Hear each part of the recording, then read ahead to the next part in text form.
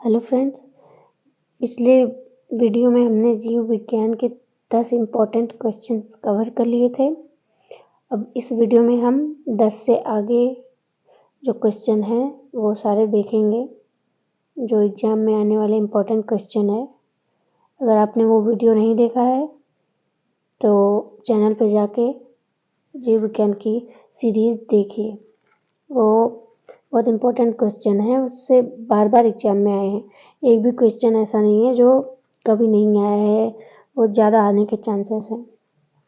तो चलिए शुरू करते हैं आज के अगले क्वेश्चन से। 11 नंबर से, उसमें हमने 10 तक कवर कर लिया था। अब आगे देखते हैं। क्वेश्चन है, विटामिन शब्द का जनक कौन है? तो देखिए, ये हम लोग बचपन से पढ़ते आए हैं। विटामिन शब्द, इसके जनक हैं कासिमिर फंक। इनका पूरा नाम था, हम लोग फंक जानते हैं बट इनका पूरा नाम था कासिमिर फंक। ठीक है, तो इसे याद कर लीजिए आप ट्रिक से कि विटामिन को फंक गए, फंकी मारते हैं तो विटामिन का फंकी मार दी हम लोग, तो यानी विटामिन शब्द के जनक हो गए फंक। ठीक है, विटामिन क्या है? एक यौगिक है, कार्बनिक यौगिक है। ठीक है, और ये शरीर की वृद्धि में बहुत सहायक होता है। रोगों से लड़ने के लिए हमें विटामिन की ज़रूरत पड़ती है।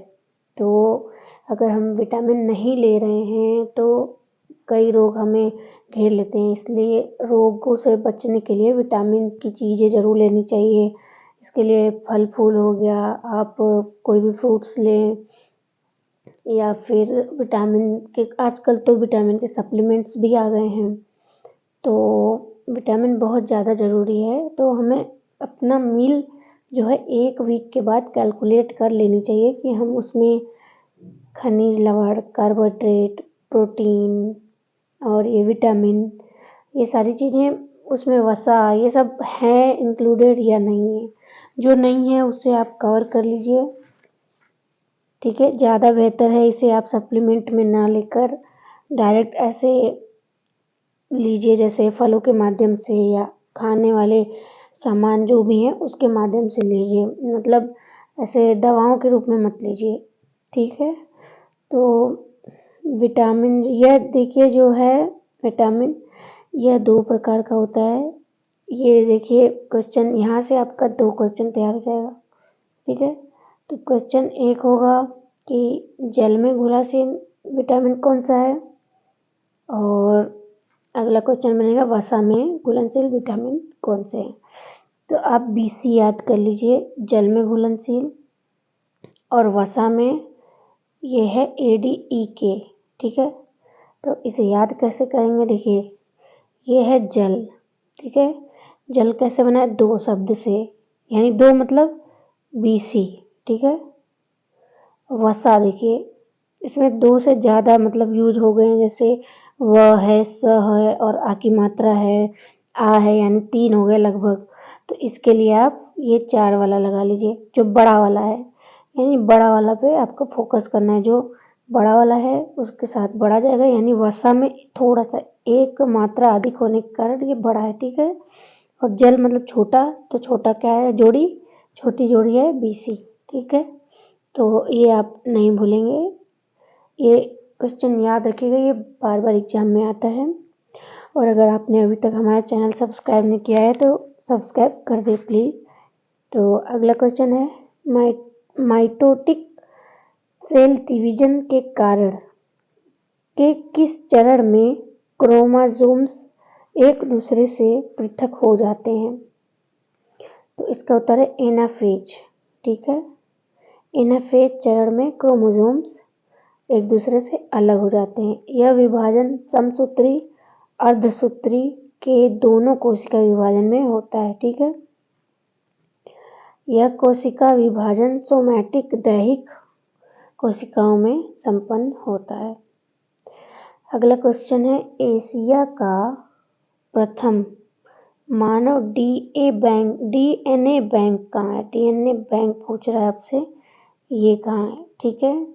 तो एशिया का मानव डीएनए बैंक कहाँ है? लखनऊ है, ठीक है। ये याद कर लीजिए क्वेश्चन।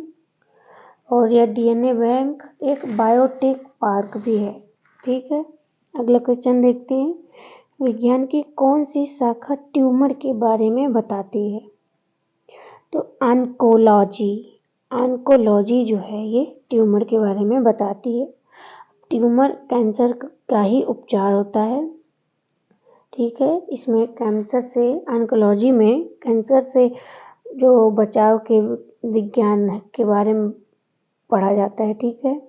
यह शब्द ग्रीक भाषा ओनकोस से बना है, जिसका अर्थ है ट्यूमर या वॉल्व मॉस। अब इसमें देख लेते हैं, ये जो दिया हुआ है ऑस्टियोलॉजी, ठीक है। तो ऑस्टियोलॉजी होता है, इसमें हड्डियों का देखा जाता है, हड्डियों का अध्ययन और रोगों का उपचार।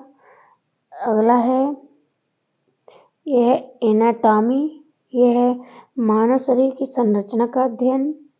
अगला है यूरोलॉजी, तो इसमें क्या है, पेशाब से संबंधित बीमारियों का अध्ययन तथा उपचार।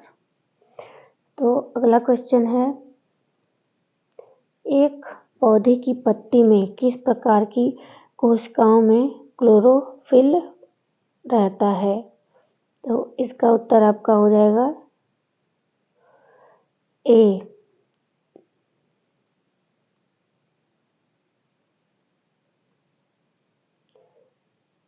पेरेन्काइमा, ठीक है। तो एक्सप्लेनेशन आप लोग देख लीजिए,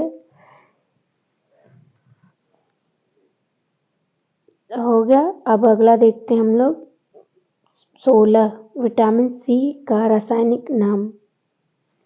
विटामिन सी का रासायनिक नाम एस्कॉर्बिक एसिड है। तो ये क्वेश्चन हम लोग एक बार देख चुके हैं। तो विटामिन सी का रासायनिक नाम क्या है? Ascorbic acid. देखिए ये बार बार आने वाला क्वेश्चन है, मोस्ट इम्पोर्टेंट क्वेश्चन, इसको नोट कर लीजिए, इम्पोर्टेंट, ठीक है। अगला देखते हैं, आर्थोपेडिक्स जिस प्रकार हड्डियों से संबंधित है, उसी प्रकार कीरापोडिक्स किससे संबंधित है? इसका उत्तर होगा पाँव से, ठीक है। तो हृदय का अध्ययन देख लेते हैं, किस विज्ञान में पढ़ा जाता है? तो ये कार्डियोलॉजिस्ट द्वारा किया जाता है, ठीक है। कार्डियोग्राम द्वारा हृदय की गति का अभिलेख होता है, जो उसके जो मशीन है, कार्डियोग्राम है उसका यूनिट। कार्डियोग्राफ द्वारा हृदय की गति अभिलिखित की जाती है, ठीक है। कार्डियो जो ग्राफ होता है उसमें हृदय की, आपने देखा होगा ऐसी मशीन, हृदय की गति उसमें अभिलिखित की जाती है, देखी जा सकती है। अगला क्वेश्चन है, अभी इसमें देख लेते हैं अगला आंसर, जो ध्वनि वाला ऑप्शन है। तो ध्वनि का अध्ययन फोनेटिक्स या स्वर विज्ञान के अंतर्गत किया जाता है। और इस विज्ञान में क्या है, उच्चारित ध्वनि का स्वराघात के अनुसार विन्यासित करने की विवेचना की जाती है। जो ध्वनि है वो किस जगह से निकल रही है, ये सब हम इस विज्ञान में पढ़ते हैं, इसका अध्ययन। अगला क्वेश्चन है, घास जैसे सभी प्रकार के पौधे जिनमें माड़ीदार खाद्य बीजें होती हैं, वह क्या कहलाते हैं? तो इसका उत्तर है बी, अनाज, ठीक है। एक्सप्लेनेशन देखते हैं, घास जैसे सभी प्रकार के पौधे जिसमें माड़ीदार खाद बीज अनाज होती हैं। अब इसमें क्या है, गेहूं है, वो चावल है, मक्का है, ज्वार है, ठीक है। अभी एक क्वेश्चन है, तो भारत में हरित क्रांति के जनक भारत में कौन है? तो ये है एम.एस. स्वामीनाथन, ठीक है। अगला क्वेश्चन देखते हैं, निम्न में कौन सी प्रक्रिया एक जीव में ऊर्जा उत्पन्न करती है? इसका आंसर है श्वसन। ये आप एक्सप्लेनेशन देख लीजिए। अगला क्वेश्चन है, निम्न में से कौन सा कार्बोहाइड्रेट का स्रोत नहीं है? तो आप जानते हैं इसमें जो अनाज हैं सभी अनाजों में कार्बोहाइड्रेट होता है, दूध में भी होता है कार्बोहाइड्रेट, आलू में भी होता है कार्बोहाइड्रेट। ये मुर्गा नहीं है, इसमें कार्बोहाइड्रेट नहीं पाया जाता है। ठीक है। अगला क्वेश्चन है, मलेरिया की दवा कुनैन किस वृक्ष से प्राप्त की जाती है? ये बच्चों वाला क्वेश्चन हम लोग का बचपन से पढ़ा हुआ, ये कभी किसी का गलत नहीं होना चाहिए। ये अगर आपको गलत है इसका मतलब आपको और पढ़ने की ज़रूरत है। ठीक है। तो आपको दवा का नाम याद करना है, जो दवा बनती है उसका नाम कुनैन है, वृक्ष का नाम सिनकोना है। सिनकोना के किस छाल से बनता है, किस पार्ट से बनता है? तो वो छाल है। और ये सिनकोना की वृक्ष सबसे ज़्यादा कहाँ पाई जाती है? दक्षिणी अमेरिकी पेड़ है ये। ठीक है। अब इसका खोज जो है 16वीं सदी में सबसे पहले किया गया था, 16वीं सदी में। ठीक। और सिनकोना का क्या है, अब कुनैन के अलावा कुछ अन्य दवा भी है जिसमें इसका प्रयोग किया जाता है। इसे टॉनिक वाटर में भी मिलाया जाता है। ठीक। इससे इतने एक्सप्लेनेशन से आपका इतना क्वेश्चन तैयार हो गया। ठीक। अब अगला देख लेते हैं, हैजा रोग से शरीर का कौन सा अंग प्रभावित होता है? तो ये हैजा रोग में देखिए पेट खराब हो जाता है, उल्टी होती है, ये सब दिक्कत आती है। तो ये पेट से संबंधित रोग कौन सा हुआ? आंत का। ठीक है। तो वाइब्रियो कालेरी एक जीवाणु है। ठीक है। जो एंटेरोटॉक्सिन कालेरा टॉक्सिन का उत्पादन करता है, जिसका प्रभाव छोटी आंत पर पड़ता है। इस रोग का लक्षण है अत्यधिक दस्त। ठीक। तो आप याद रखेंगे, ये हैजा कहाँ से संबंधित बीमारी है? ये आंत से संबंधित बीमारी है। निम्न में से कौन सा तना है? अब ये देखिए, जड़ और तना बार बार पूछा जाता है। तो तना पहले देख लेते हैं होता क्या है। ये पौधे का वह भाग है जो प्रकाश की ओर वृद्धि करता है। आपने देखा होगा कि अगर हम कभी भी किसी भी घर के अंदर कोई भी पौधा अगर लगा देते हैं तो जिधर सूर्य रहता है वो पौधा उधर की तरफ मुड़ जाता है, मतलब उसका झुकाव उधर की तरफ हो जाता है। ठीक है। तो ये प्रकाश की तरफ जो वृद्धि करता है वो तना होता है, वो पोर्शन या प्रांकुर से विकसित होता है। ठीक। अब यह है पौधे का प्ररोह तंत्र बनाता है। जो पौधा ये प्लांट है तो इसका जो है प्ररोह तंत्र जो है ये वाला चीज ये बनाता है आपका तना, इसे तना कहते हैं। ठीक। सबसे मजबूत भाग है इसका। अब देखिए उदाहरण में ये बहुत ज़्यादा पूछा जाता है, इससे आप कंफ्यूज नहीं होइएगा। उदाहरण है आलू। आलू आलू क्या है? तना है। अब बोलिए मेरे साथ, आलू क्या है? तना है। बंडा ये तना है। केसर, प्याज, हल्दी, अदरक ये सभी तना है। ठीक है। अब याद करिए अगला, जड़ वे पौधे का अवरोही भाग है जो मूलांकुर से विकसित होता है। ठीक। अब देखिए ये यहाँ से ऊपर का भाग ये तना हो गया। अब ये मूलांकुर से जो बन रहा है ये सब क्या है? ये तने हैं, जड़ है। ठीक है, सॉरी, ये जड़ है आपका, ये तना है। तो इस क्वेश्चन का आंसर अदरक है सिंपली। अब अगला क्वेश्चन देखते हैं, स्वस्थ मनुष्य का तापक्रम कितना होता है? अब इसमें देखिए सेंटीग्रेड में पूछा है, तो सेंटीग्रेड में तो आपको पता है 37 डिग्री सेल्सियस होता है। ठीक है। स्वस्थ मनुष्य का एक्चुअली तो होता है 36.9 डिग्री सेल्सियस, ये लमसम मान लेते हैं, ये 37 डिग्री सेंटीग्रेड। अगर ये आपसे फ़ारेनहाइट में पूछ दे तो 98.6, 98 लिख सकते हैं फ़ारेनहाइट। ठीक है। यदि शरीर का तापमान इससे कम या ज़्यादा होता है तो आदमी बीमार पड़ जाता है। जब बुखार होता है तो देखने हैं आपने कि बुखार कितना डिग्री सेल्सियस बढ़ जाता है, कम हो गया, बुखार बढ़ गया, इतना डिग्री सेल्सियस है, ठीक है। तो अभी 37 डिग्री को केल्विन में बदलने का मान देखेंगे हम कैसे बदला जाता है। तो ये 273 में 37 जोड़ देंगे तो आपका केल्विन में भी आ जाएगा। तो यानी शरीर का तापक्रम आपको याद रखना है कि सेल्सियस में 37 डिग्री सेल्सियस, फ़ारेनहाइट में 98 फ़ारेनहाइट और केल्विन में 310 केल्विन। अगला क्वेश्चन है, निम्न में से कौन स्कर्वी रोग के इलाज में उपयोगी है। अब देखिए यहाँ पे सेम वही क्वेश्चन घुमा दिया है। इसमें पूछा है स्कर्वी रोग का इलाज इसमें से किससे होता है। तो पहले तो आप देखेंगे स्कर्वी रोग, ठीक है। स्कर्वी रोग क्या है, किस विटामिन की कमी से होता है।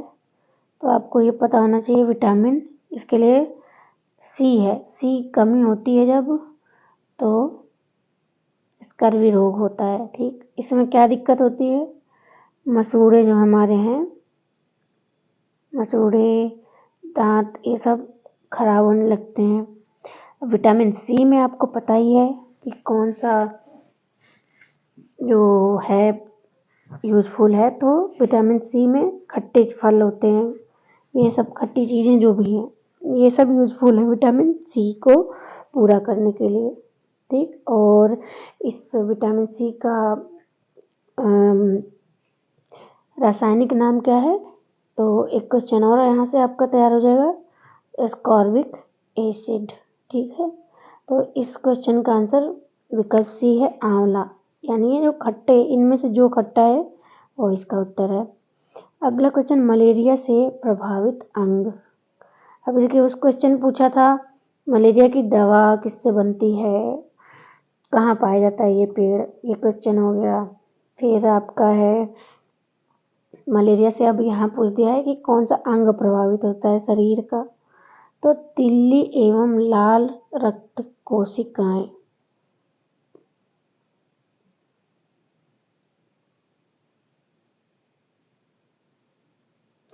अब देखिए मलेरिया होता कैसे है। मलेरिया मच्छर द्वारा काटे जाने के कारण होता है। अब क्वेश्चन है कि मलेरिया रोग प्लाज्मोडियम नामक परजीवी प्रोटोजोआ से होता है, ठीक। अब इससे लाल रक्त कणिकाएं जो हैं प्रभावित होती हैं। अगला क्वेश्चन है, इंसुलिन के अतिश्रवण से कौन सा रोग होता है। तो ये आपका बचपन से पढ़ा हुआ सवाल, बच्चों वाला सवाल आ गया फिर से। तो बच्चों वाला सवाल आपको गलत नहीं करना है, इसका उत्तर है हाइपोग्लासीमिया। इंसुलिन अगर अत्यधिक हो जाता है शरीर में तो क्या होता है, हाइपोग्लासीमिया। शरीर में अग्न्याशय की कोशिकाओं द्वारा इंसुलिन का स्राव किया जाता है, इसकी कमी से मधुमेह रोग होता है। जब इंसुलिन की मात्रा एक निश्चित खुराक से अधिक हो जाती है तो हाइपोग्लासीमिया रोग हो जाता है। वायु कोष उपस्थित होते हैं, इसका उत्तर है जलोदभित। तो जलोदभूत पौधे होते हैं उसमें वायु कोष होता है, ठीक है। अगला क्वेश्चन, मानव प्लीहा को नियंत्रित करता है, इसका उत्तर है रक्त आयतन। तो मानव प्लीहा पेट के ऊपरी हिस्से में स्थित लसिका प्रणाली का सबसे बड़ा आर्गन है। जो ये प्लीहा है सबसे बड़ा आर्गन है, इसमें रक्त का शुद्धिकरण तथा भंडारण होता है। अब ये ब्लड से आपका क्वेश्चन है, यदि माता पिता में रक्त समूह ए और ए हो, मतलब दोनों का ए हो, तो बच्चों का संभावित रक्त समूह क्या होगा। तो ये होगा ए और ओ, ठीक है। अगला क्वेश्चन है, जल में घुलनशील विटामिन, ये आपको बताया था अभी, तो इसका उत्तर आप कमेंट बॉक्स में दे दीजिए। Thanks for watching.